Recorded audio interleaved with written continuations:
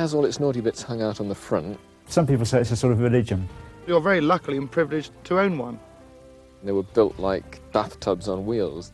You have got a delightful habit of stopping on you. And it goes like the clappers. Ah!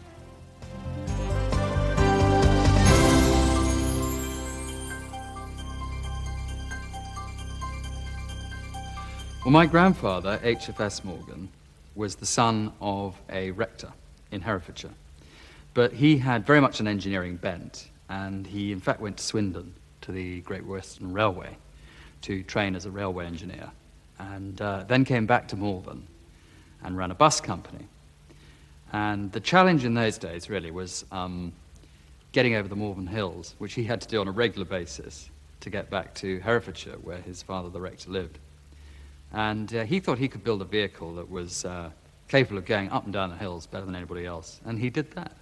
My father had the great advantage of being both an engineer and a businessman, which really was very unusual because you get a lot of clever engineers, but when it comes to business and marketing, what they make and what they can produce and design, it doesn't always work out. Well, I was 9, unfortunately, when he died, but I did know him quite well. And I knew him as a hugely inventive, very funny, very, very warm character who really looked after me. So it's personal memories I've got. I mean, he used to give me a new dinghy every time I went to stay with him, which I thought was particularly generous. And he made toys as well. He made a pedal car from scratch. I think his real interest was in designing and making things. The first Morgan three-wheeler was a very simple design, but it had some great features to it. Perhaps the main one was power-to-weight ratio. He actually got an engine from Peugeot, which wasn't that powerful, but he made the car as light as he possibly could, even to the extent of having rather clever devices like the chassis tubes carried the exhaust system. He then put the engine in front of the two wheels, and he put himself behind the two wheels, so all the weight was balanced over those two wheels. And not only that, the two wheels in 1909 had independent suspension, so it rode beautifully over the bumps. Because it was a single-seater, it didn't really catch on. But he had a lot of people come up to him and say, make that a two-seater, and, it'll be a real success. And so that's exactly what he did. In 1910, he took the two-seater version to Olympia. I think he got about 60 orders in the first day of the show. And Mr. Burbage of Harrods, who was the managing director of Harrods at the time, said, I've got to have that in my shop window. And it's, I think, the only car ever to have been in the shop window of Harrods.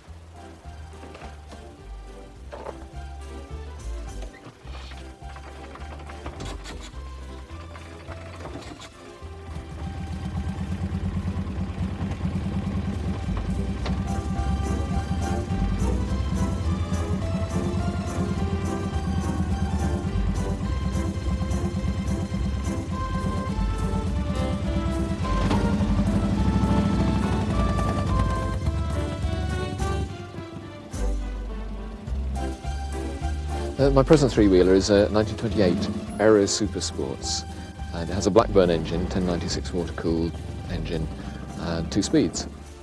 It has virtually no suspension, rather fewer wheels than many people would expect. It has all its naughty bits hung out on the front, which isn't usual. It appeals to people very often who've ridden motorcycles, and everybody looks at them and thinks, wow, what on earth is that? A very simple construction, which was very effective. I mean, they were sort of virtually put together by blacksmiths, and certainly there was nothing a blacksmith couldn't mend. And they went ever so well, and Henry Morgan did a lot of trials and reliability trials in the early days, and I think it really sort of came to fruition when the Morgan won the Amiens Cycle Car Grand Prix in 1914, and that was it. That was when it really took off. And after that, of course, the successes at Brooklands of the three-wheeler almost meant that it was too good for its particular classification. So much so that, in fact, it was asked to start in the 1100cc class, the lap behind the equivalent cars. And they did, in fact, ban three-wheelers from Brooklands in 1922, ostensibly because there was an accident at the chicane. but everybody secretly thinks that it was because they were a bit too fast and they were winning all the races.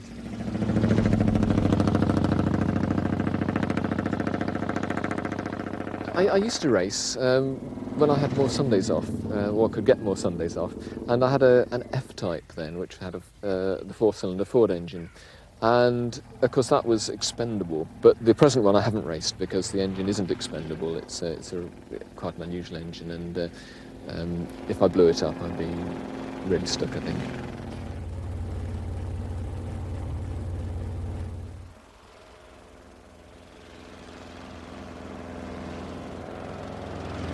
Some people wouldn't think that a Morgan three-wheeler was beautiful. I mean, they were built like bathtubs on wheels, and they looked really, I mean, totally styleless, but they had a sort of integrated feel about them. I suppose the character of the thing, which is very direct, and you're close to the ground, the wind's rushing through your hair, but you've also got to like a bit of pain as well when it's raining or when it's snowing. You've got to be able to keep up with the maintenance, so you've got to be a person who sort of fiddles around with things and prepared to get dirty fingernails. It's quite a job sometimes getting ready for communion on Sunday morning. But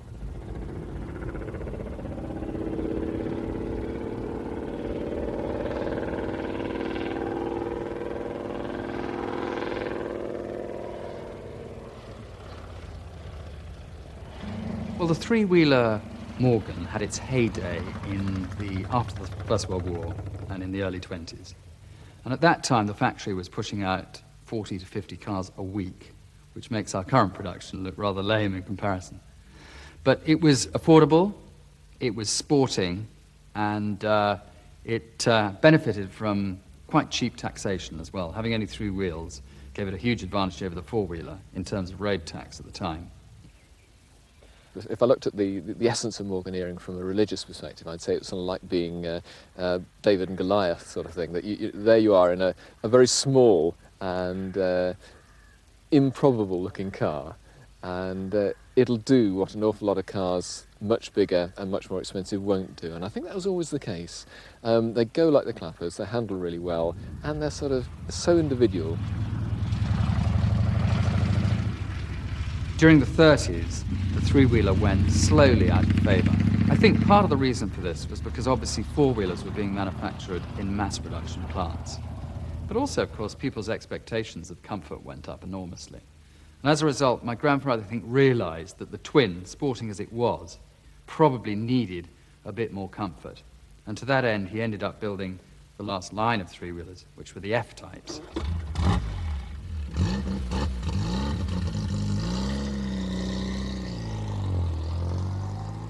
This is a 1935 Morgan F4. Uses the Ford 1172cc 10 horsepower engine. The handling is not so good as on the twin cylinder ones, mainly because the weight distribution is different, having the engine behind the axle line rather than ahead of the axle line and a longer wheelbase.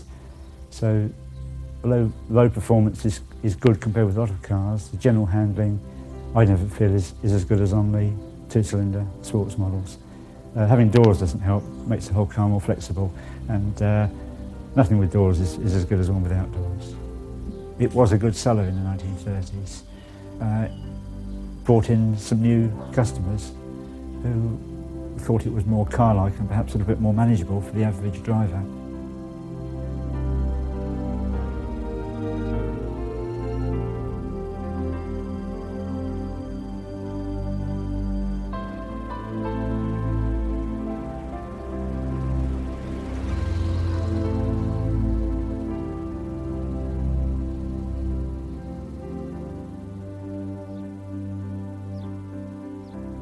Three wheels are enough because they don't fall over.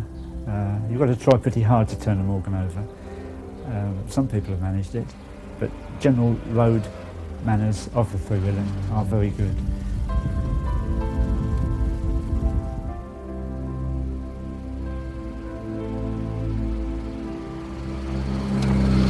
I had the first Morgan in 1960, the 1928 family model, and that needed a lot of spares, so we found another one which the chap wanted to swap for a shotgun, but I paid him £10 instead of a shotgun, and we dragged that home. But that was a different model, so that didn't really provide spares for the family model, so we then needed spares for two Morgans. So We then acquired another one that was spares for one of the others, but that was different again. So we finished up with 3 Morgans all needing spares. And that's how the collection really got started, was dragging home piles of wreckage and eventually restoring them over the last 35 years. Just get hooked on Morgans and that's it, really. I don't know, I just got to keep doing them. Some people say it's a sort of religion. You just got to keep rebuilding Morgans. If you don't rebuild another one, you take one apart and start again. I think my grandfather realised that even with the new F-Type three-wheeler, the days of the three-wheeler were a bit numbered. And he'd always wanted to do a four-wheeler. In fact, he'd done a tubular chassis four-wheeler back in 1914. But he, in fact, ended up basing the first Morgan four-wheeler on the F-Type series, so it had the Z-section chassis. And that, of course, was the Morgan 4.4 of 1936 with the Coventry Climax engine.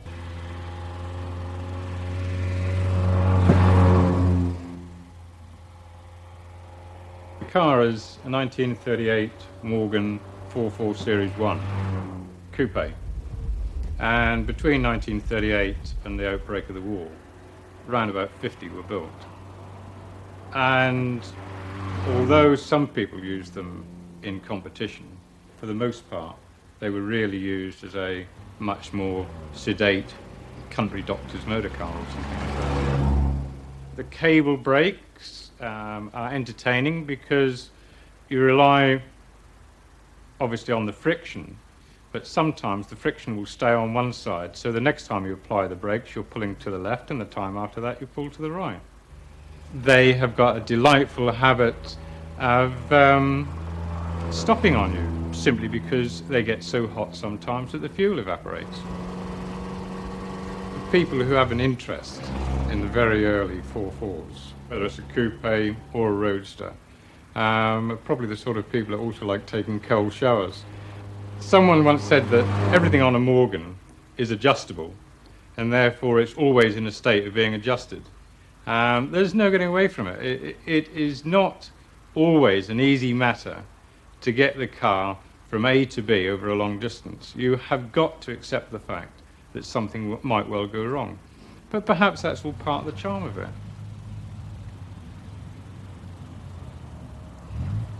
I mean, this is 1930s motoring, this is not 1990s motoring. I'm afraid to say that any young lady who expects to turn up in her latest fashionable clothes, looking neat and tidy after a damn good shower of rain, she's certainly going to hate the car. There's no getting away from it. I mean, this particular model is one of the prettiest cars that the Morgan factory have ever produced. Originally, the car was restored very much with gloss, glamour, and prestige in mind. But then one weekend, I saw an advert for a club trial, and I had absolutely no idea what a club trial was. And I went along, and I saw these chaps driving in and out of trees, and it seemed an awful lot of fun. Went and joined them, and never looked back.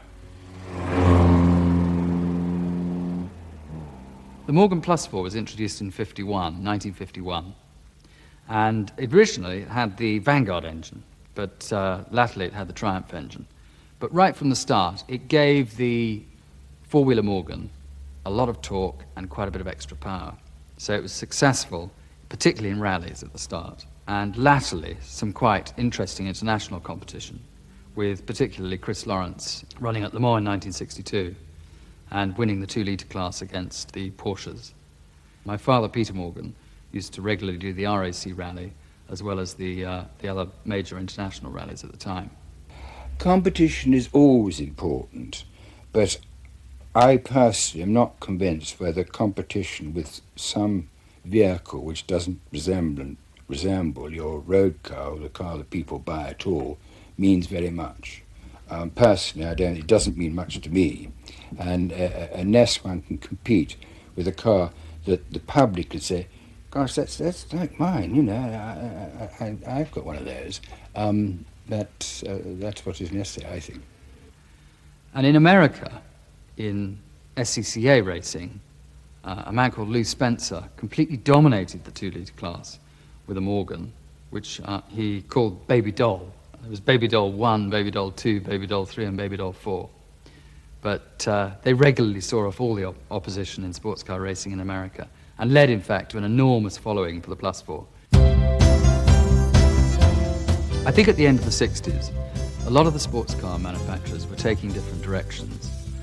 Some people had seen in the American market, for example, that people wanted a slightly softer, more comfortable car. So things like winding windows, dare I say, and electric windows even, were beginning to be asked for. We were doing quite well with the Plus 4, but of course things changed, and we were no longer able to get the 4-cylinder TR engine, which we used.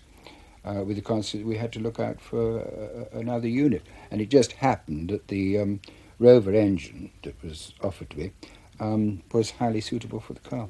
The Plus 8, introduced in 1968, the performance was fairly shattering. I remember the motor and autocar figures being something like 0 to 70 in 7 seconds, which for those days was quite quick.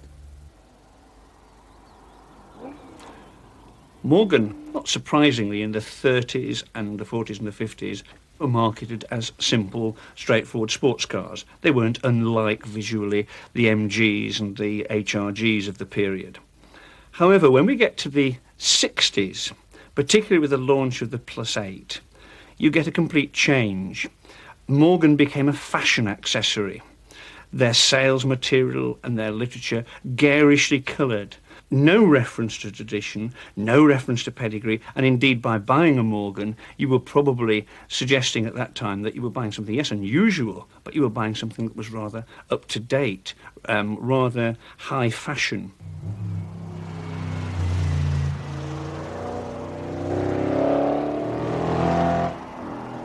The Plus 8 is the flagship model, you understand.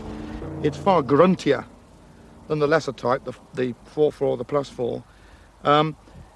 My opinion of a sports car is, yes, it is one that you can drive to the shops, drive to the office, drive down the pub, and yet that weekend you can, with minor modification, rattle it around the racetrack at vast velocity and have fun from it.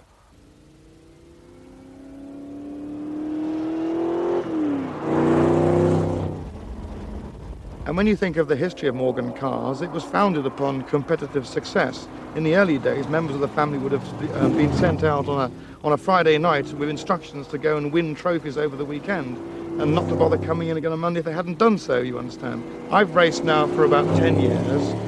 I'm not a very competitive racer, you understand. I do it for the fun of it, and it's not fun if you scare yourself witless or whateverless. I'm a gentleman racer. I do it for a bit of adrenaline flow and going at speed in my car. Sadly, last August at Silverstone, it suffered the attentions of an AC Cobra on the rear end, which did it terminal damage. I had to totally rebuild it, which I finished at 4 o'clock in the morning a week ago today. Jumped in it, drove it down to Dover, over to Belgium, and raced around the circuit at Spa. Came back after the weekend. It didn't miss a beat, drove perfectly.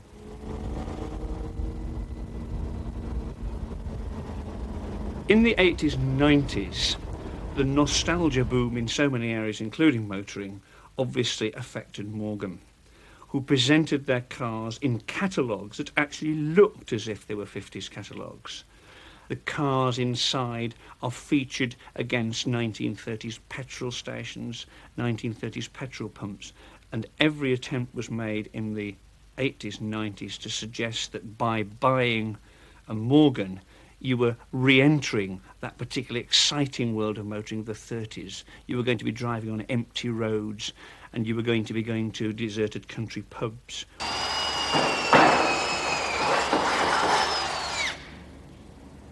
I think Morgans are very special. As you probably know, you have to wait 6 or 7 years for one to be built for you. It isn't as though you can go and buy one from the showroom tomorrow. It's built with your name. As it goes around the factory, there's a label attached. It has your name on it. That's a very nice touch. They are very special. There are only possibly 200 or so a year built for the home market, so you're very lucky and privileged to own one.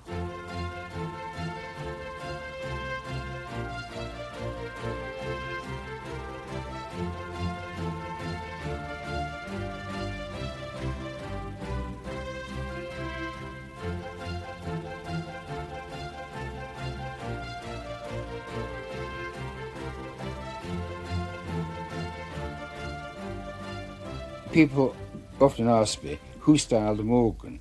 I say, well, nobody. It just evolved. And I remember talking to a guy called Freddie James, and he was describing how, after the war, when he'd ceased to be a Morgan agent, he was just visiting the works, and they were there in the drawing office, which was a wall in some part of the works, and they were trying to decide how to make the headlights fit into the four-wheelers. And so he got a bit of chalk and drew on the wall, and that design was incorporated, and that became the headlights for the four-wheelers. The styling of the Morgan appeals particularly to children. Now, they're people who have no preconceptions of what a car should look like. You can see where the engine is, you can see where the wheels are, you can see where the driver sits, you can even see the spare wheel on the back of it. There's no such thing as a totally new Morgan, in the sense that there are so many design features and techniques that are held in common with the very earliest ones. And for example, the sliding pillar front suspension was there in 1909, original patent, and that's still there today. The wooden body frame and metal panelling is there, and certainly the feel of it, like it's like a sort of glorified roller skate, really, with very hard suspension. It just sort of feels very much the same as they always did. So, yeah, the Morgan character has lived on right from the word go. We've tried changing the design. My father brought out the Plus 4 Plus in 1963, and it was a much more conventional two-seater closed coupe in fiberglass. And it didn't catch on, but it led to an enormous resurgence in demand for the existing open two-seater. I must say, even myself, I've seen a car a long way away come forward to me, and I thought, well, that looks rather good looking, you know. And bully, when it comes by, it's a Morgan. And really, I have thought that quite genuinely.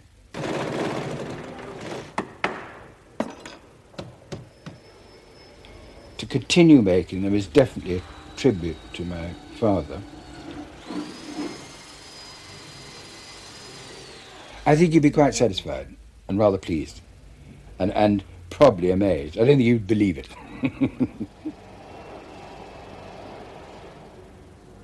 It is, I would suggest, a genuine classic vehicle, unlike others nowadays that are produced that attempt to recreate this appeal but have fallen short. This is the genuine item, and it goes like the clappers. Ah!